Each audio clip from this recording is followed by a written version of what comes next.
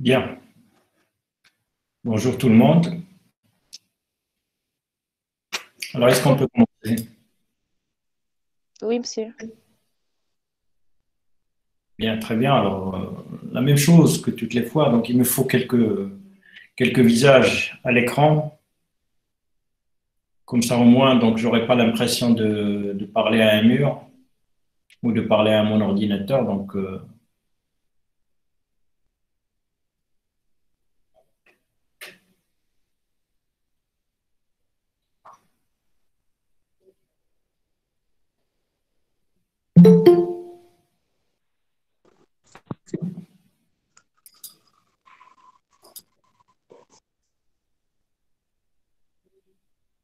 ben, allez-y, mettez vos caméras.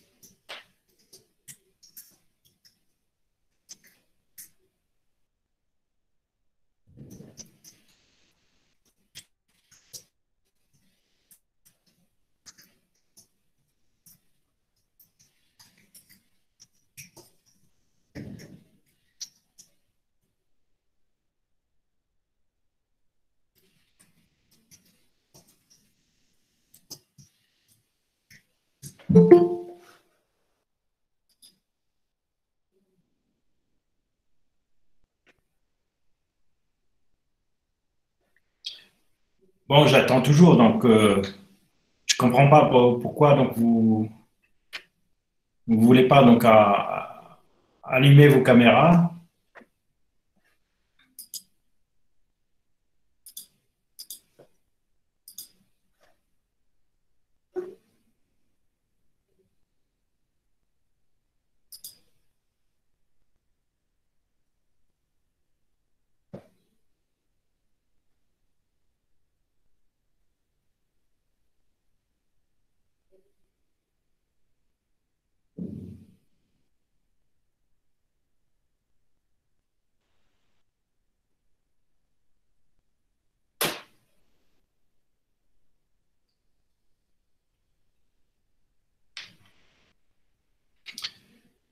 Bien, alors on va essayer quand même de commencer. Donc la majorité donc refuse donc à mettre en marche leur caméra. Donc c'est relativement irrespectueux de leur part. Donc je- c'est le minimum à faire donc pour pouvoir donc suivre un cours donc et pour aider donc un professeur donc derrière son écran. Donc c'est de mettre en marche sa caméra. Donc comme ça donc il aura des visages devant lui. Donc, Monsieur. il y aura un minimum de contact humain. Bien. Alors la dernière fois, donc on avait entamé donc la partie donc spectroscopie, donc et j'espère donc que vous avez compris donc que par technique spectroscopique, donc on entend donc toutes les techniques qui exploitent donc la propriété d'interaction des ondes électromagnétiques avec la matière. Donc, ondes électromagnétiques, on en a parlé, donc ce que c'est, donc ce sont des ondes, donc des phénomènes vibratoires renfermant donc deux aspects, un aspect ondulatoire et un aspect corpusculaire. Un aspect ondulatoire, c'est-à-dire donc il y a quelque chose donc qui varie et qui vibre donc et qui varie d'intensité donc indéfiniment. Donc il s'agit d'un champ électrique et d'un champ magnétique. Donc les deux vibrent dans des plans perpendiculaires. Et toute onde dans le champ magnétique qui comprend un champ magnétique et un champ électrique, donc s'appelle onde électromagnétique. Alors il y en a beaucoup, donc vous avez remarqué donc ce qu'on appelle lumière visible. Donc c'est juste une petite partie donc ondes électromagnétiques. C'est une infime portion donc des ondes électromagnétiques. Donc la majorité des ondes électromagnétiques, on est incapable de les percevoir, donc on est incapable, donc en fait, nos yeux sont incapables ils sont insensibles à ces ondes-là. Donc une infime partie, une petite partie donc du spectre des ondes électromagnétiques est visible et en fait nos yeux y sont sensibles. Bien, alors donc toutes ces ondes-là, donc ils diffèrent par leur longueur d'onde, c'est-à-dire la distance qui sépare deux points identiques. Ils diffèrent aussi par leur fréquence, mais ils diffèrent également par l'énergie transportée, c'est-à-dire là, je rejoins donc ce qu'on avait expliqué la dernière fois, donc pour parler donc de l'aspect corpusculaire.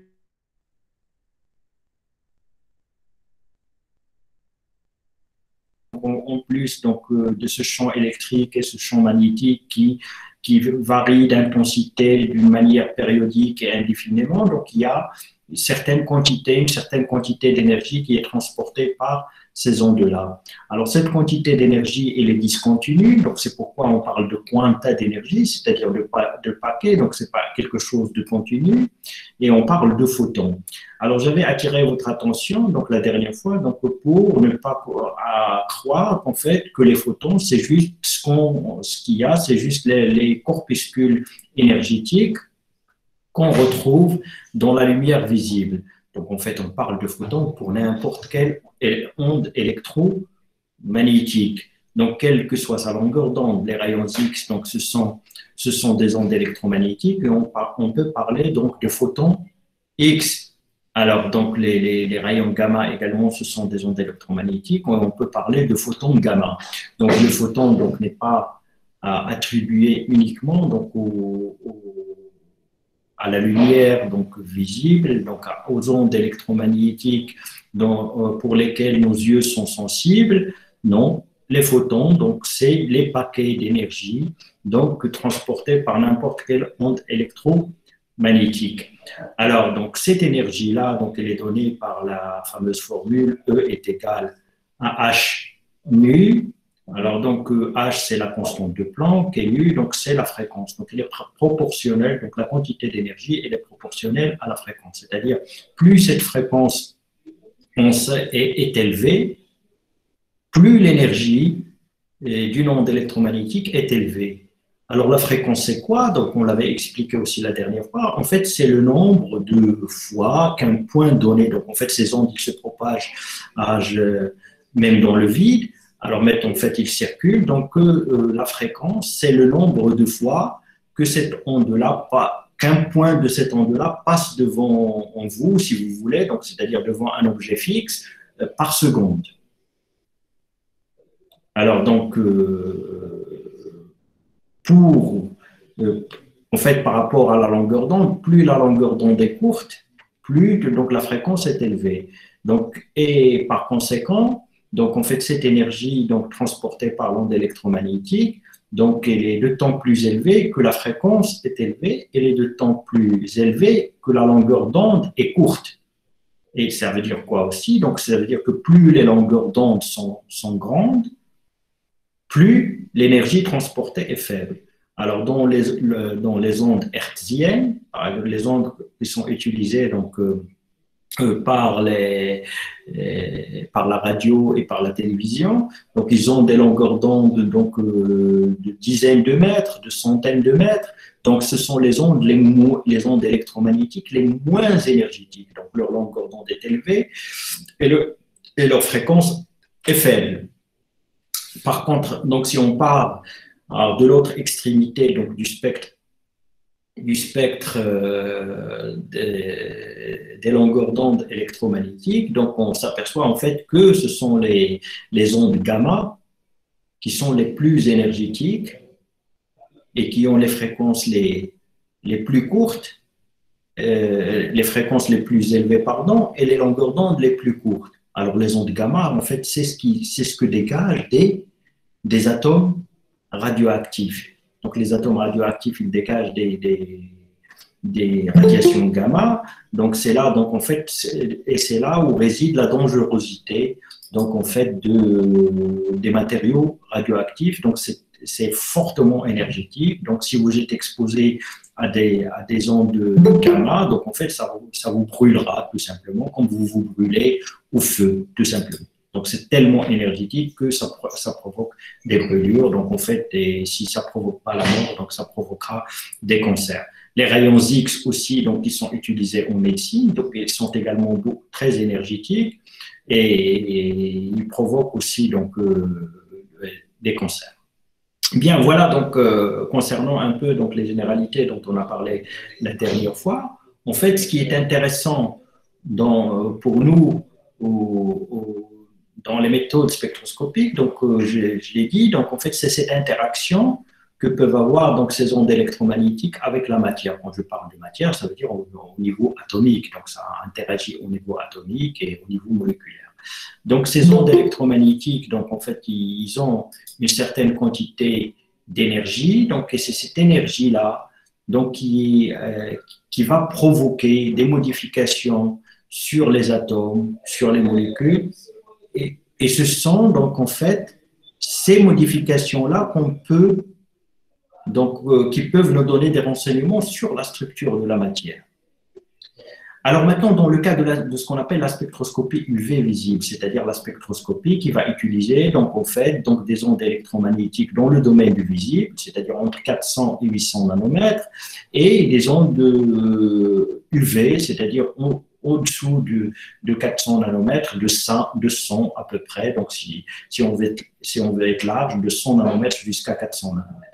C'est ce qu'on appelle la spectroscopie UV visible, c'est-à-dire les ondes électromagnétiques qui sont mises en jeu dans ce cas-là, ce sont des ondes dont les longueurs d'onde vont aller à peu près de 200 nanomètres jusqu'à 800 nanomètres. Donc ça correspond à la lumière visible, à ce qu'on voit, et ça correspond un peu à la lumière ultraviolette. Donc la lumière ultraviolette, elle n'est pas perceptible par nos yeux. Alors, dans ce cas-là, le type d'interaction donc, que peuvent avoir donc, ces ondes électromagnétiques avec la matière, donc en fait, il s'agit soit d'une absorption de la quantité d'énergie transportée, et cette absorption de la quantité d'énergie transportée, donc, il va se traduire donc, en fait, par un changement de la couche ou de la sous-couche électronique. C'est-à-dire des électrons, donc ce sont les électrons tout d'abord, donc qui vont interagir avec l'onde électromagnétique. Ben, ce sont les électrons tout simplement parce que les électrons, on vous l'a déjà expliqué, ils sont chargés. Donc on fait dans une onde électromagnétique, donc il y a un champ électrique et un champ magnétique. Donc c'est là où il y a une possibilité d'interaction. Alors maintenant, donc quand une onde électromagnétique donc traverse de la matière, il se peut, c'est-à-dire, maintenant je parle précisément dans le domaine de l'UV et du visible. Donc, c'est-à-dire quand tout simplement vous irradiez, vous éclairez de la matière, donc il peut se passer la chose suivante, c'est-à-dire l'énergie transportée par l'onde électromagnétique, elle peut être transférée à la matière. C'est-à-dire, c'est la matière.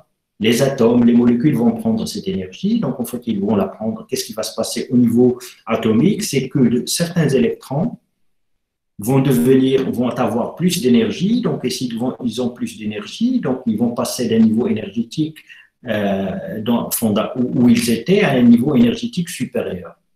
Alors là aussi, vous savez donc en fait que les niveaux énergétiques des électrons sont quantifiés, donc c'est-à-dire qu'ils sont discontinus. Alors, j'insiste dessus, donc ce terme-là de quantique ne devrait pas en principe faire peur, parce que ça signifie tout simplement quelque chose de discontinu. C'est-à-dire, donc un électron, il va avoir un certain niveau d'énergie ou un autre niveau d'énergie supérieur, il n'y a pas les niveaux d'énergie intermédiaires. C'est comme les marches d'un escalier, c'est-à-dire un électron, il est soit sur une marche ou sur la marche supérieure, il n'y a rien entre les deux.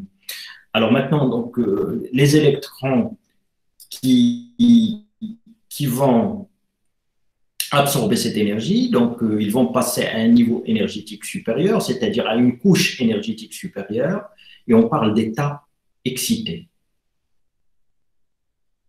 Alors maintenant, donc, il y a l'état fondamental, c'est l'état en quelque sorte normal où les électrons dans un atome se situent, et puis quand ils vont absorber cette énergie, donc ils vont passer à un niveau ou à une couche énergétique supérieure, donc c'est ce qu'on appelle l'état excité. Alors, sauf que, en fait, cet état excité, donc c'est pas un état stable, c'est-à-dire rapidement l'électron, il va retourner à son état initial. Alors, en retournant à son état initial, donc en fait, l'électron, il va passer, dans ce cas, d'un niveau énergétique supérieur à un niveau énergétique inférieur. Donc, en quelque sorte, il va céder, il va donner une certaine quantité d'énergie, il va restituer l'énergie qu'il avait reçue. Donc, il va perdre de l'énergie. Alors, cette restitution d'énergie, donc, il peut avoir différentes formes.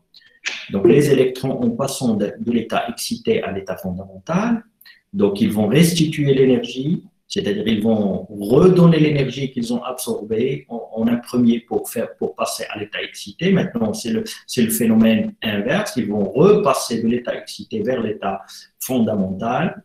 Et puis, en faisant ce chemin de retour, ils vont restituer l'énergie, ils vont redonner l'énergie en quelque sorte qu'ils ont absorbée. Alors, ils vont la redonner sous différentes formes. Alors, si cette énergie, il est redonné pour créer une autre onde électromagnétique.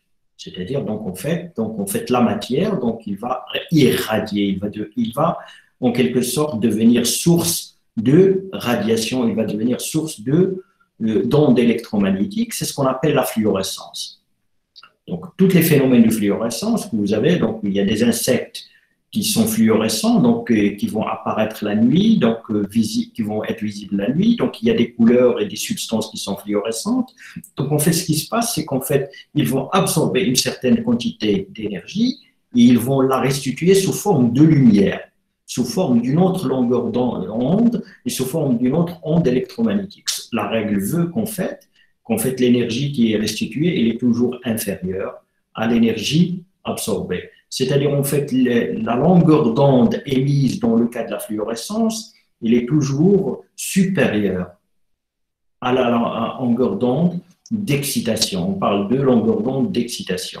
Donc, il est supérieur. Donc, ça, c'est ce qu'on appelle la fluorescence. Alors, ils peuvent restituer, donc, en fait, l'énergie, donc, sous forme de chaleur, tout simplement. Donc, en fait, tous les objets que vous allez exposer à des ondes électromagnétiques vont chauffer. Alors, l'exemple le plus simple, c'est la lumière du soleil, donc la lumière blanche qu'on voit, donc un objet, donc n'importe quel objet, n'importe quelle matière, donc que vous exposez à ça, donc il va quand même dégager de la chaleur. Donc c'est une restitution en fait de cette énergie absorbée et qui provenait initialement de l'onde électromagnétique. Alors, il y a un autre mode de restitution de cette énergie, c'est-à-dire que cette énergie, donc, il va être transportée à l'intérieur de la matière, donc d'un atome à un atome ou d'une molécule à une molécule. C'est-à-dire la molécule qui avait absorbé ça, il va redonner cette énergie à une molécule qui est juste à côté et la molécule qui est juste à côté va faire la même chose, il va la redonner à une autre molécule à côté, etc. Et ce phénomène enchaîne, donc c'est ce qu'on appelle la résonance.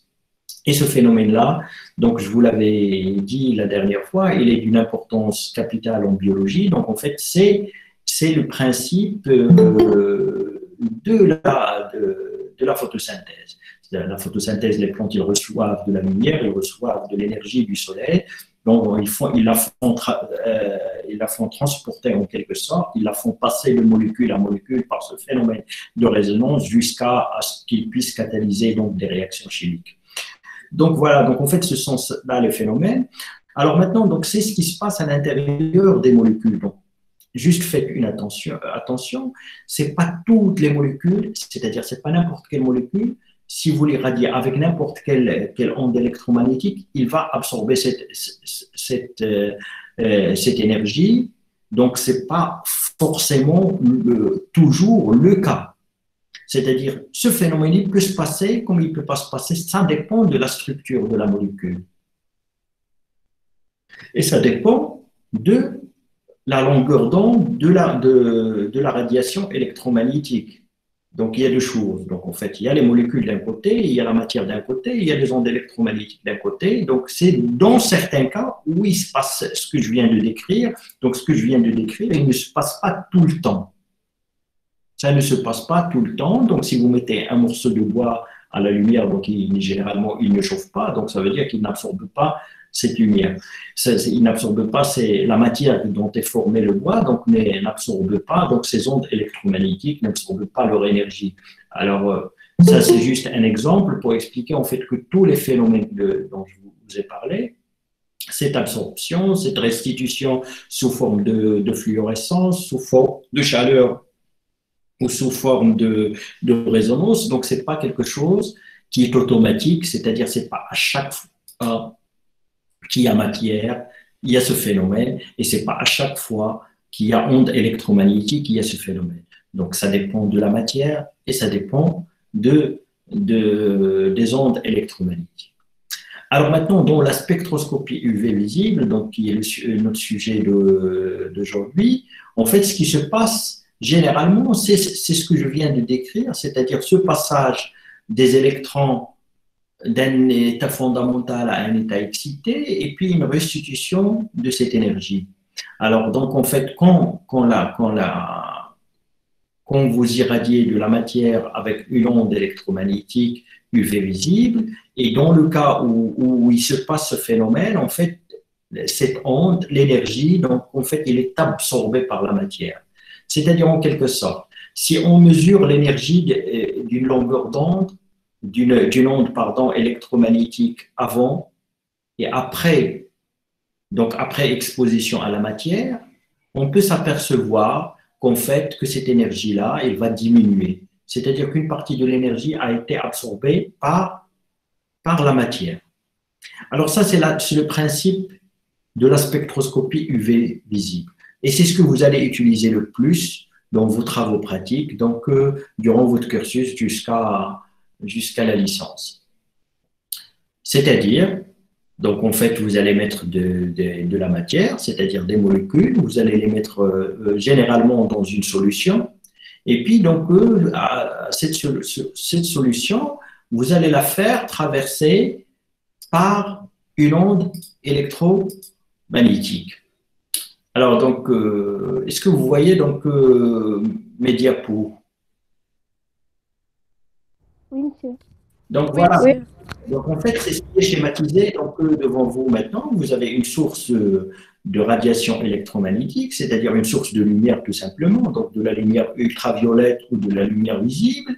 Donc et puis donc en fait, vous le savez, donc que cette lumière, que ce soit invisible, donc blanche, la lumière blanche ou la lumière ultraviolette, donc c'est pas une longueur d'onde, il n'est pas formé par une seule onde, il n'est pas formé par une longueur d'onde. Il est formé par un ensemble il est formé par un ensemble de radiations.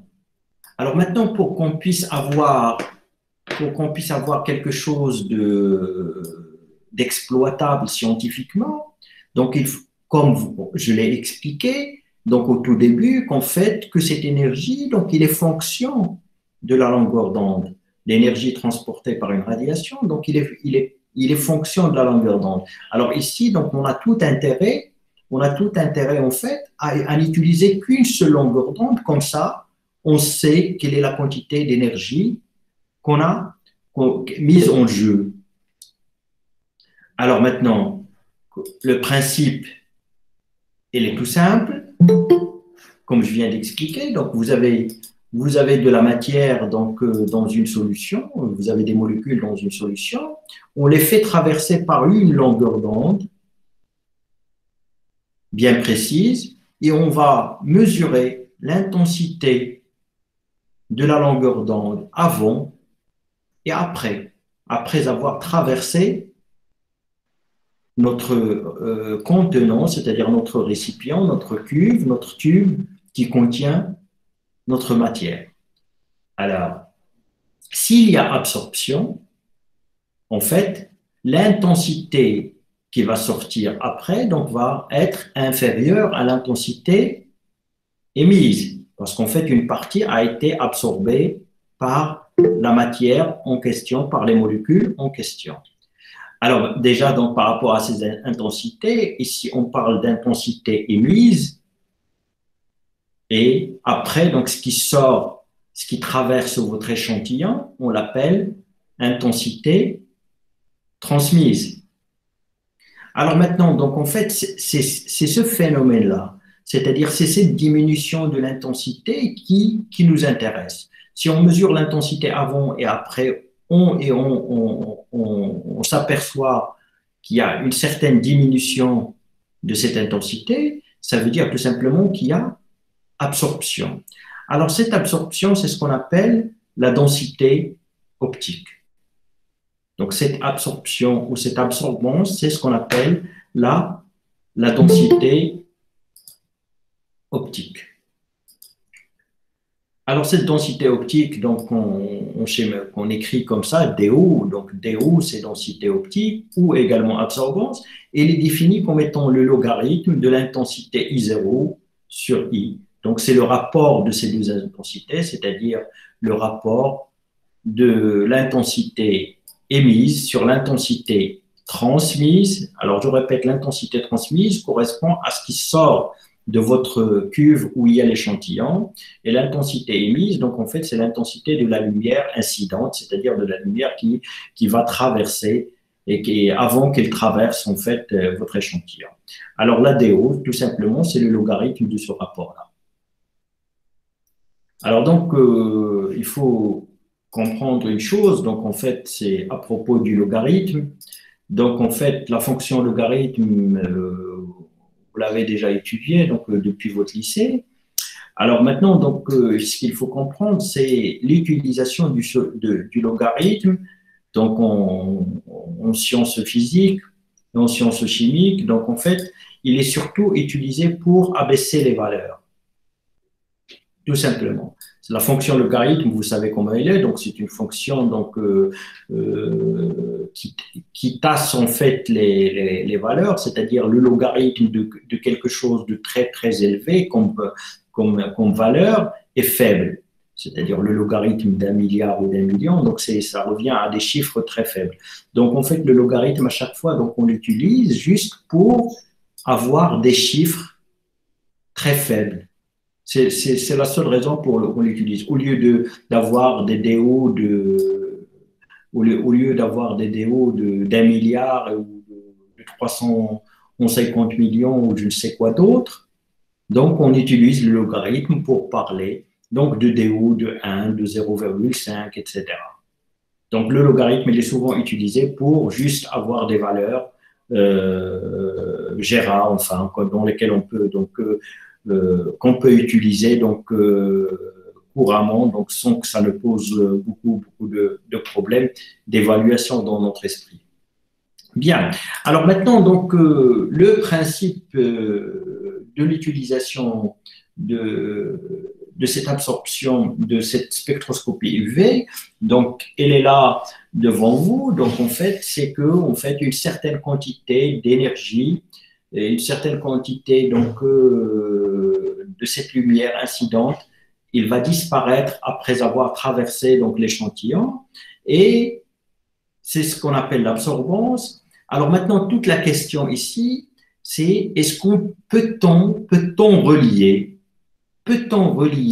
cette quantité de lumière absorbée, cette quantité d'ondes électromagnétiques absorbées à une caractéristique ou à une quantité de matière. Alors, autrement dit, donc, en fait, la question que se sont posées donc, les physiciens, c'est tout simplement à quoi correspond ce qui a été absorbé. C'est-à-dire, est-ce que ce qui a été absorbé va nous permettre de dire que cette matière, elle est formée de telle ou telle chose? Est-ce que cette quantité qui a été absorbée va nous permettre de dire qu'on a tant de matière? Bien. Alors maintenant, dans la spectroscopie UV visible, donc cette quantité de matière, d'énergie absorbée ne nous renseigne pas du tout, ou très peu, donc et je vais y revenir peut-être par la suite, donc ça nous renseigne très peu sur la nature de la matière. C'est-à-dire, ça ne va pas nous permettre de dire qu'on a telle molécule ou telle autre, ça ne va pas nous permettre de dire qu'on a telle liaison chimique ou telle autre, ça ne va pas nous permettre de dire qu'on a telle fonction ou telle autre. Donc, en fait, ça ne nous renseigne, ça ne nous donne pas beaucoup de renseignements sur la nature chimique des molécules. Mais ça nous donne une idée précise sur la quantité de matière. Ça nous donne une idée précise sur la quantité de matière. C'est-à-dire, donc, si on a une absorption 1, c'est parce qu'on a une quantité Q1 de matière. Et si on double la concentration ou la quantité, on aura une autre absorption. Alors maintenant, donc, en se posant ces questions-là, donc en fait, des chercheurs, en fait, des scientifiques ont pu établir la relation qu'il y a entre quantité de lumière ou d'ondes électromagnétiques dans le domaine de l'UV visible absorbée, c'est-à-dire la quantité, ce qui est absorbé. Ils ont établi une relation entre ce qui est absorbé, qu'on appelle l'absorbance ou la DO, et la quantité de matière. Alors pour ceci, en fait, c'est relativement simple. Alors je vais essayer donc de vous projeter ça.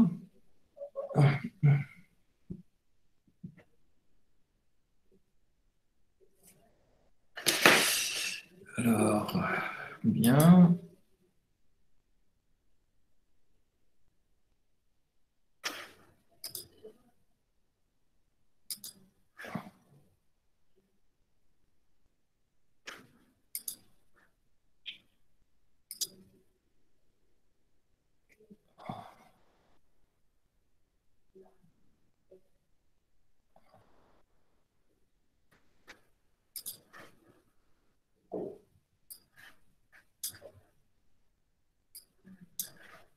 Alors maintenant, est-ce que vous arrivez à avoir une feuille, une page blanche? Non, monsieur. Non, monsieur. Non, monsieur. D'accord.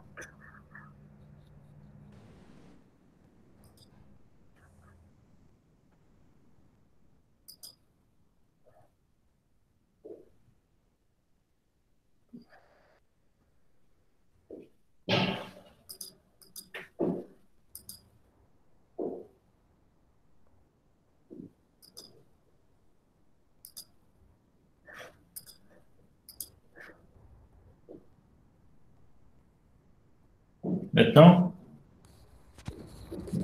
Oui, monsieur. Bien, très bien. Alors maintenant, je disais, donc on fait... Non, monsieur, pas encore. Ah ben, alors il y en a qui l'ont, d'autres qui l'ont pas, donc ça devrait aller. Est-ce que vous voyez donc une page blanche? Oui, monsieur. Oui. D'accord, très bien. Alors maintenant, donc je disais, donc en fait, quand vous allez irradier donc de la matière, donc c'est-à-dire des molécules que vous avez mises dans un tube par exemple, donc vous allez les irradier avec une radiation électromagnétique d'une intensité I0 qu'on appelle incidente.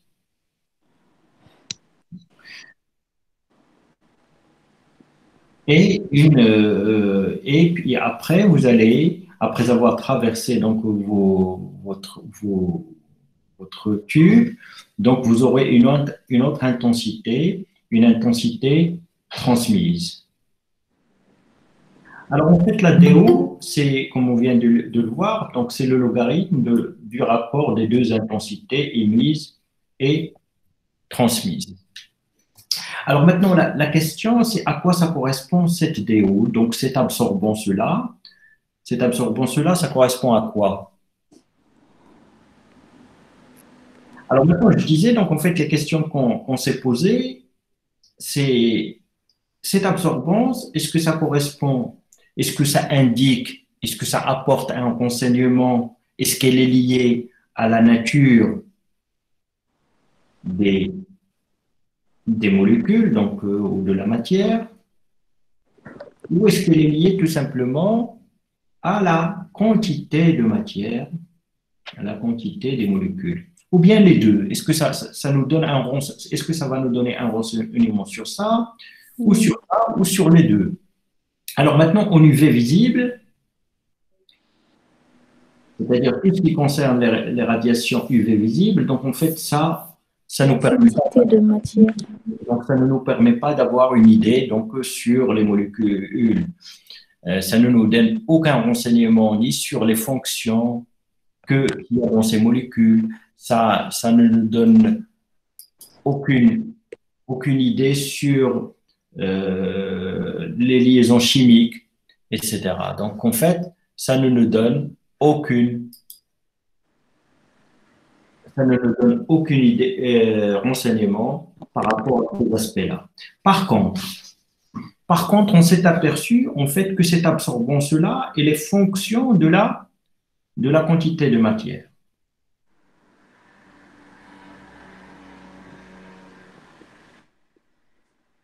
C'est-à-dire, c'est une fonction, donc vous avez étudié en maths donc ce qu'on appelle les fonctions, c'est-à-dire pour chaque absorbance, pour chaque quantité de matière, vous avez une absorbance. Ça veut dire donc que par rapport à ça, donc vous pouvez essayer de tracer la courbe ou le graphe de la fonction, c'est-à-dire comment cette quantité de matière elle est reliée à l'absorbance. Alors en fait, c'est ça la question. Pour essayer de déterminer donc cette relation-là, il a fallu en quelque sorte essayer donc de voir, d'établir donc cette relation donc graphiquement d'une manière empirique. Alors là, pour faire ça d'une manière empirique, donc c'est pas très difficile. C'est-à-dire il faudra disposer de quantités différentes et vous aurez donc en fait les absorbances, c'est-à-dire les quantités d'absorbance que ça provoque, et vous aurez la fonction qui relie ça. Donc vous voyez, donc en fait tout ça, donc c'est d'une simplicité déconcertante. Donc c'est pas quelque chose de difficile. Donc en fait c'est ce qu'ont fait donc certains scientifiques. Des scientifiques, donc en fait ils ont étudié ça comme je viens de vous le dire. Donc en fait ils ont évalué l'absorbance, c'est-à-dire à une longueur d'onde donnée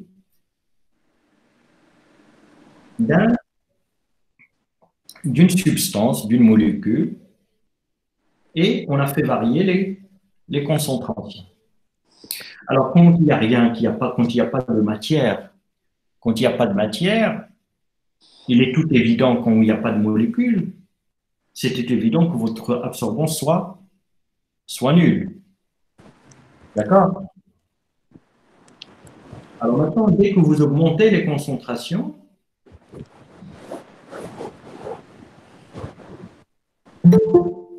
etc., donc en fait, ils ont pu remarquer qu'en fait que ça donne une droite.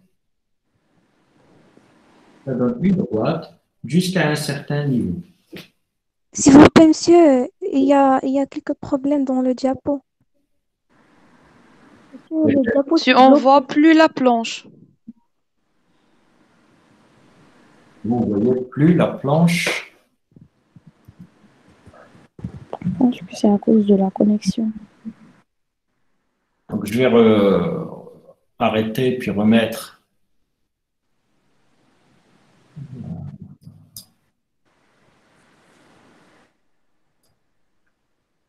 Donc je vais remettre tout ça depuis le début.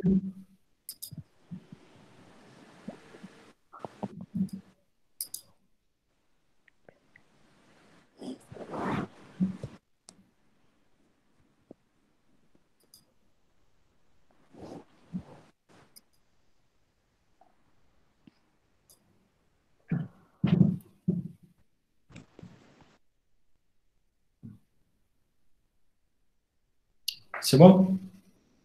Pas encore? Non, pas encore, on voit rien.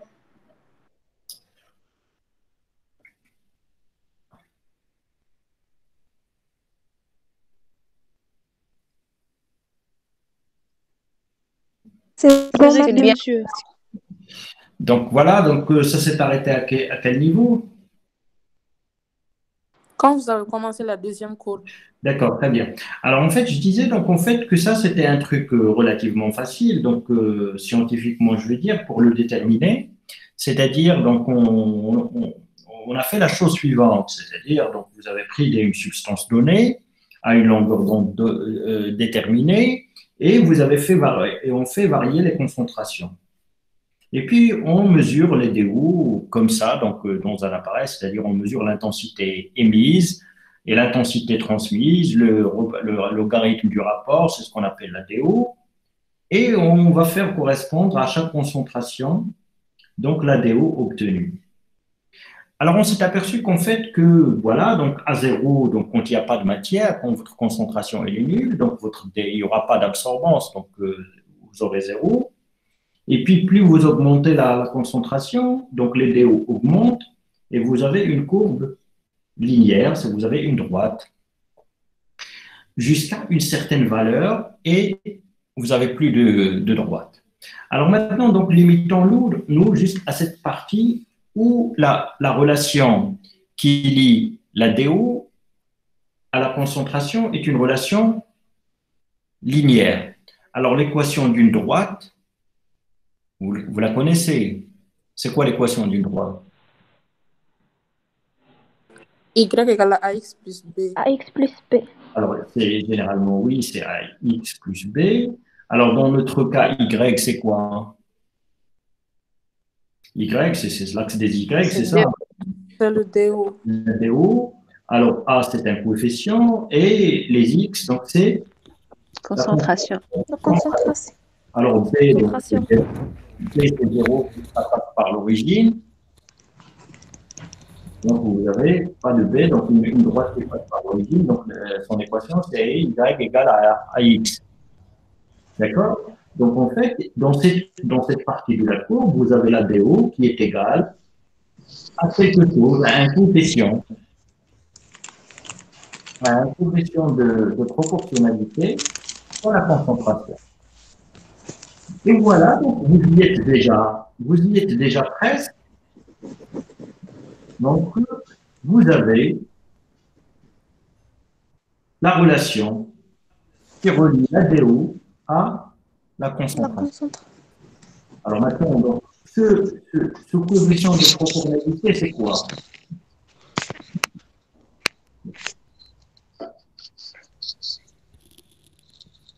Alors, ce coefficient de proportionnalité ici, donc, c'est quoi?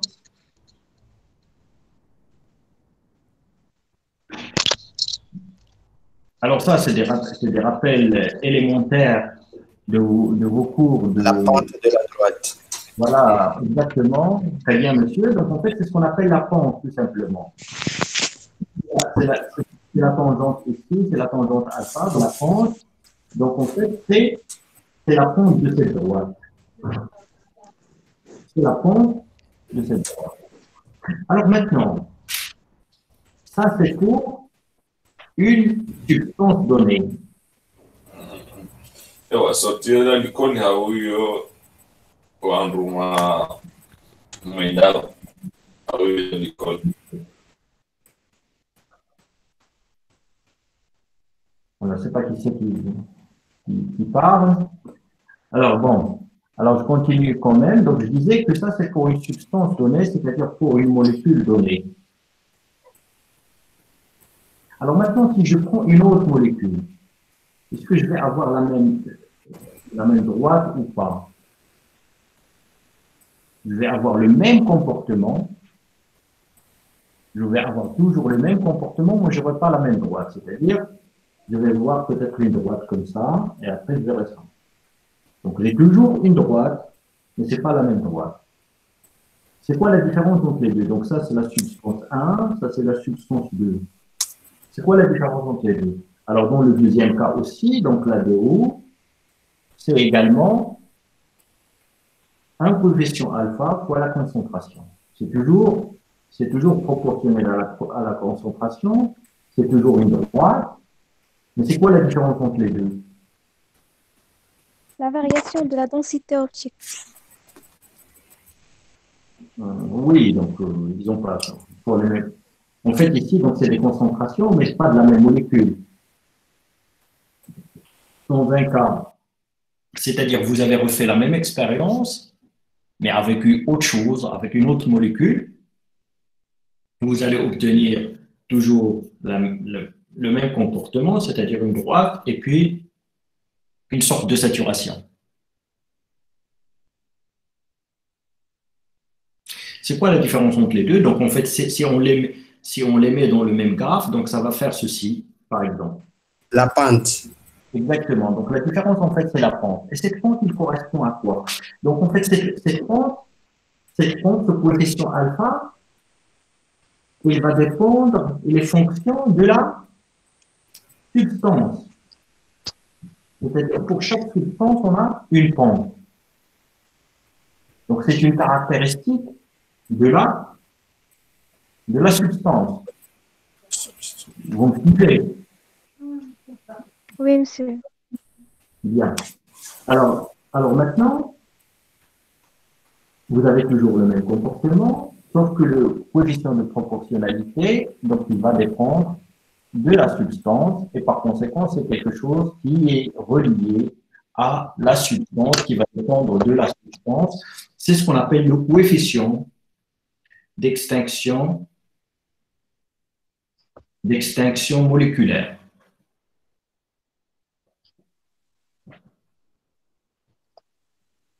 Donc, c'est quelque chose qui dépend de la substance.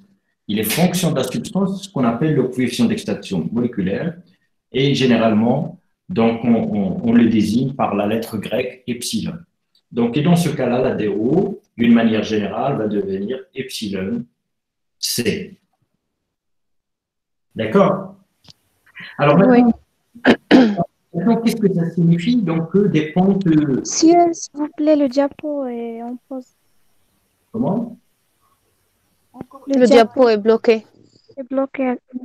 Alors voilà, donc, en fait, je comprends. Donc, c'est mon téléphone qui se met en veille. Alors, vous le voyez maintenant?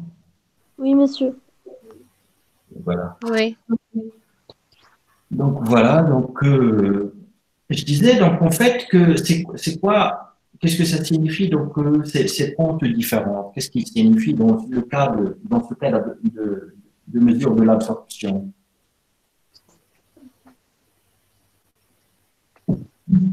Alors, on est toujours à la même longueur d'onde.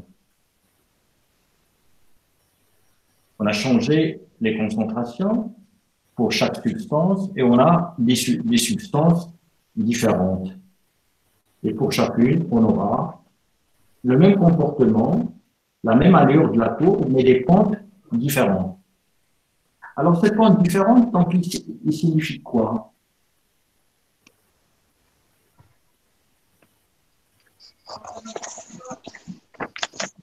Alors, ça veut dire tout simplement qu'en fait, que l'intensité d'absorption, il va dépendre de la substance, c'est-à-dire que toutes les molécules ici, donc toutes ces substances n'absorbent pas de la même manière. Donc, c'est ce que vous pouvez vérifier à une concentration donnée. À une concentration donnée de cette molécule, pour toutes les molécules, celle-là, il va absorber moins que celle-là, etc. C'est-à-dire, en fait, le niveau d'absorption, il va dépendre de la molécule. Substance. De la substance. Alors, en fait, je reviens à ce coefficient de proportionnalité qui est le coefficient d'extinction molaire ou moléculaire. Ça peut être également, on l'appelle également molaire. Alors, en fait, ce coefficient-là, c'est quoi? C'est la DO sur la concentration. D'accord? Alors, quand vous partagez, quand vous divisez une DO sur la concentration, qu'est-ce que ça vous donne? 1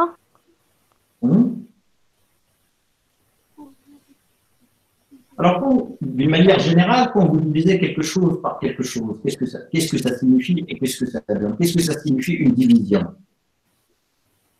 Alors, si vous divisez un certain nombre de bonbons sur un certain nombre d'étudiants, si vous divisez un certain nombre de bonbons sur un certain nombre d'étudiants, qu'est-ce que vous avez comme résultat? La quantité de bonbons qu'un étudiant peut avoir. Coefficient. Un étudiant aura. Exact. Alors, c'est la même chose, mademoiselle, ici. Vous divisez des DO par des concentrations, ça vous donne quoi? Ça vous donne la DO par unité de concentration. C'est-à-dire que c'est la DO relative à une unité de concentration. C'est-à-dire chaque unité de concentration, il aura une DO. Alors la DO, c'est quoi? C'est l'absorbance. Donc c'est l'absorbance par unité de concentration.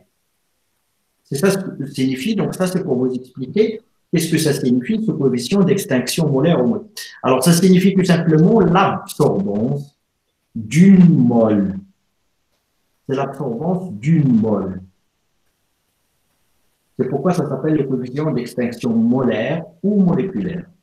C'est-à-dire, c'est combien absorbe une mole de cette substance ou de cette substance ou de cette autre. Alors maintenant, bien sûr, ici, ça suppose que la concentration, vous avez ici une concentration molaire, pas massique. Donc, et dans ce cas-là, le coefficient d'extinction molaire, donc c'est l'absorbance tout simplement d'une mole. Est-ce que c'est clair? C'est bon? Oui. Oui. On peut continuer. Alors maintenant, donc en fait, cette linéarité des DO, il est valable, il existe, il est observable jusqu'à des DO de 1, à peu près de 1. C'est-à-dire cette partie de la courbe que j'ai expliquée, elle est comprise entre les DO 0 et 1. C'est-à-dire à chaque fois que vous avez des DO supérieurs à 1, vous n'aurez plus une droite, vous aurez quelque chose, une courbe, et vous n'avez plus une linéarité. Donc c'est plus linéaire. C'est-à-dire dans cette zone-là, donc en fait les concentrations les DO ne sont plus proportionnels aux concentrations. Alors maintenant, pourquoi? Pourquoi c'est comme ça ici et pourquoi c'est comme ça? C'est pas comme ça à partir d'une certaine valeur de DO.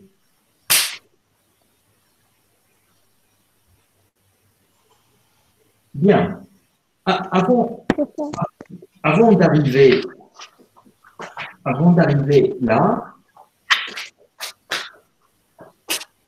donc, on va revenir à ce schéma. Alors, vous avez une lumière incidente, vous avez votre échantillon dans une cuve, et vous avez une intensité de lumière transmise, et vous avez la DO qui résultante, qui est le logarithme du rapport. C'est bon? Est-ce que c'est bon? Donc, tout ça, donc, on l'a expliqué, et normalement, ça devrait être. Alors maintenant, on a également remarqué que cette DO-là, il est fonction de cette distance. Diapo est bloqué, monsieur. Comment?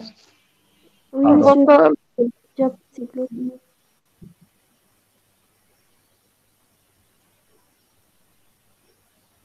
C'est bon? Alors, je disais que cette DO, on a remarqué qu'il est également fonction de cette distance-là qu'on appelle L. C'est-à-dire, autrement dit, donc si vous avez un tube ou une cuve plus large, donc vous aurez une DO supérieure. En fait, ça dépend de ces distances traversées par la lumière à l'intérieur de votre échantillon. Alors, cette distance-là, c'est ce qu'on appelle le chemin optique. Alors maintenant, on essaie de refaire la même chose. Alors, il y a quelqu'un qui doit arrêter son micro. Alors, je disais, donc, si on essaie de refaire la même chose, c'est-à-dire de rechercher la relation qui lie la DO au chemin optique. Alors, on va refaire la même chose, c'est-à-dire on va faire varier les chemins optiques et on va mesurer les DO. On a les mêmes courbes. Alors ça pour une concentration 1, pour une concentration 2, pour une concentration 3. Alors tout à l'heure, donc on a vu qu'en fait, plus on augmente la concentration, donc avec un chemin optique donné, plus vous augmentez la concentration, plus les DO augmentent. C'est ce qu'on vient de voir. Alors maintenant, ce qu'on voit ici, c'est que plus on augmente le chemin optique, plus on a des DO qui sont importantes avec le même phénomène, c'est-à-dire c'est une droite. C'est-à-dire, donc, en fait, les DO, ils sont également fonction, c'est quelque chose, c'est un coefficient K multiplié par le chemin optique. Alors maintenant, donc, en fait, les DO, on a vu qu'ils sont proportionnels à la concentration. Les DO, c'est proportionnel au chemin optique. En fait, de cela découle la relation finale qui relie la DO à la concentration, c'est-à-dire que la DO est fonction de la concentration, il est proportionnel à la concentration, il est proportionnel au chemin optique, et que vous avez un coefficient de proportionnalité qui dépend de la substance. C'est ce qu'on appelle le coefficient d'extinction molaire. Alors là, vous venez de faire la découverte, la même découverte qu'ont fait en fait Beer et Lambert. Et ça, c'est ce qu'on appelle la loi de Beer-Lambert. Deux scientifiques qui ont fait ce que je viens d'expliquer. Et vous avez vu, donc c'est pas quelque chose de compliqué, donc c'est quelque chose de relativement simple. Ça veut dire que vous aussi, donc vous êtes capable de faire des découvertes scientifiques. Donc, c'est pas compliqué, donc c'est simple. Et c'est ce qu'on appelle maintenant la loi de Beer-Lambert. C'est la DO qui est proportionnelle à la concentration, qui est proportionnelle au chemin optique et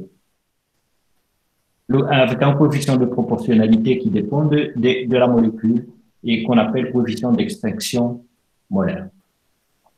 C'est bon? Est-ce que c'est clair jusque-là? Oui, monsieur. Oui, monsieur. Oui, monsieur. Alors, très bien. Alors, je reviens donc à cette question-là, à la question de tout à l'heure.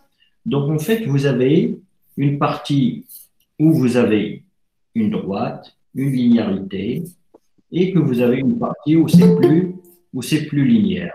Alors, généralement, ça, c'est entre des DO de 0 et 1.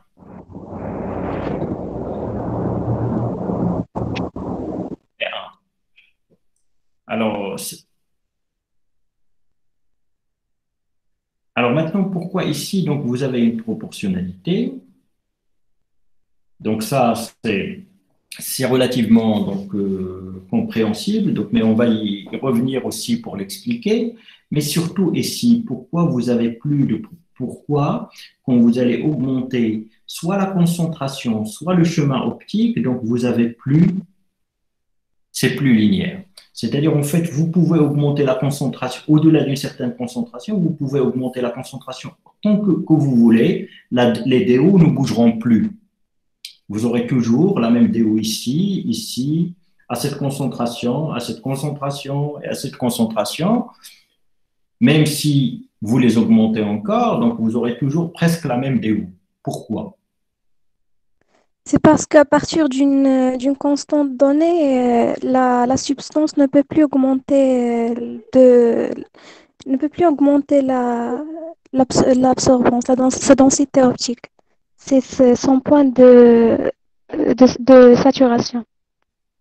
Donc, vous n'avez pas une substance, mademoiselle, vous n'avez pas une molécule, mais ici, vous en mettez beaucoup plus. Ici, vous avez, mettons ici, vous avez 10 molécules, je vais dire quelque chose d'aberrant, mais mettons ici que vous avez 10 molécules, ici, vous en avez 20. C'est-à-dire, en fait, vous êtes en train d'augmenter la quantité de matière. Donc, ce n'est pas une molécule qui a absorbé son maximum, c'est pas ça. Mais si vous avez 10 molécules, des molécules, elles absorbent comme 20. Pourquoi? Ça veut dire que les 10 autres ne veulent plus absorber?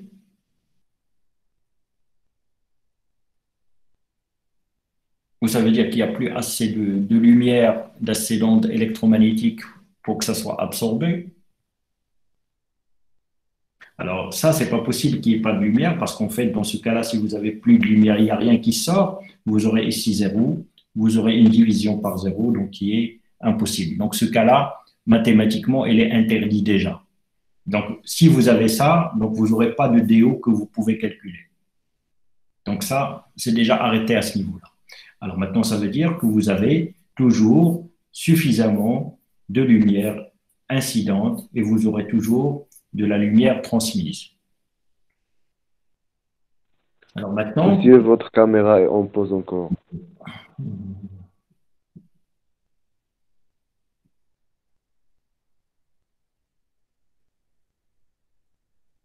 Oui. Alors maintenant, pourquoi ça se passe comme ça? Alors maintenant, donc ici, donc, je disais, donc, en fait, dans cet exemple-là, qui est complètement aberrant, dans le sens où ça ne correspond pas à la réalité, c'est-à-dire que vous n'avez pas 10 molécules, vous avez des milliards et des milliards de molécules. Donc, mais quand vous avez 10 molécules et vous doublez pour avoir 20 molécules et vous aurez toujours la même DO, ça veut dire quoi? Ça veut dire, est-ce que ce que vous avez rajouté, enfin, ça veut dire que ce que vous avez rajouté donc, ne contribue plus à l'absorption. C'est-à-dire, il n'absorbe plus rien, il n'absorbe plus donc rien. Pourquoi? Maintenant, la question, pourquoi il n'absorbe pas? Pourquoi ça n'absorbe pas? Donc voilà, en fait, ce que ça démontre, c'est ça. Ça démontre que vous rajoutez de la matière et que cette matière que vous rajoutez, ces substances que vous rajoutez, ne contribuent plus à l'absorption, donc ne donnent plus aucune absorption. Alors pourquoi? Alors maintenant, pour comprendre cela, donc en fait, il faut revenir donc en quelque sorte à imaginer ce qui se passe ici. Alors vous avez de la matière dans votre cuve. Alors, quand cette matière donc, est diluée, c'est-à-dire quand les concentrations sont faibles, en fait, chaque molécule peut rencontrer une radiation électromagnétique et absorber et contribuer à une absorption. Alors maintenant, plus vous en mettez, c'est-à-dire vous augmentez la concentration, en fait, ce qui se passe, c'est qu'en fait, c'est pas qu'il n'y ait plus assez de radiation, c'est qu'en fait, des molécules vont être cachées par d'autres molécules. Et ils les empêchent d'interagir avec la lumière. Donc, il y en a tellement de molécules qu'en fait, vous en aurez certaines, vous en aurez beaucoup qui cachent les autres. Est-ce que vous avez compris? Donc, c'est pourquoi, Oui, monsieur. une fois arrivé à une certaine concentration, même si vous augmentez encore la concentration, la quantité de matière, ça ne va pas se traduire par une absorption, parce qu'en fait, ce que vous rajoutez se retrouve dans l'impossibilité d'absorber du fait qu'il va être caché par déjà les molécules donc, présentes. Donc voilà. Donc ça veut dire que cette loi de Beer-Lambert, il n'est valable que pour des solutions diluées. Il faut toujours faire attention à ce que la DO soit inférieure à 1. Une fois que c'est supérieur à 1, Donc, ce n'est plus proportionnel. En fait, c'est pas comme ça que je l'ai schématisé. Donc, en fait, la courbe, il va faire ça. Donc, il va pas faire carrément un plateau, mais il va cesser, il va arrêter d'être linéaire. C'est bon? Est-ce que c'est clair? Oui, monsieur. Voilà, Oui, donc, monsieur. le Beer-Lambert, il est fonction de la substance, de la concentration et du chemin optique, et il n'est valable que pour les solutions diluées. C'est bon? Oui, Est-ce que monsieur. c'est clair? Donc ça, c'est le principe. Donc c'est les fondements théoriques. Donc pour la spectroscopie UV visible. C'est bon? Oui, monsieur. Clair. Bien. Alors donc j'arrête là. Donc et puis donc on continuera la fois prochaine. Donc pour essayer de voir ça d'une manière pratique. Donc je sais pas. Donc si vous avez passé votre TP. Donc peut-être, donc vous avez déjà une petite idée. Alors je vais encore détailler ça donc dans une séance prochaine, donc pour voir un peu l'aspect pratique, c'est-à-dire donc quand on est en situation d'une analyse, donc qu'est-ce qu'on fait, comment on fait, et puis donc comment peut-on exploiter donc les résultats pour finir avec cette spectroscopie UV visible, donc et commencer donc la spectroscopie infrarouge après. Bien. Alors, juste une chose, donc en fait, je vous l'ai déjà dit donc sur Google Meet.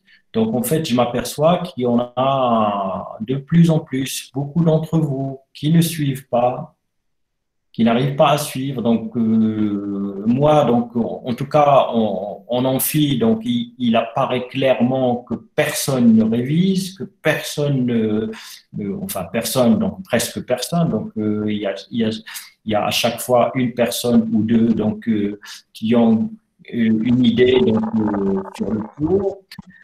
Faites attention, c'est quelque chose d'extrêmement dangereux.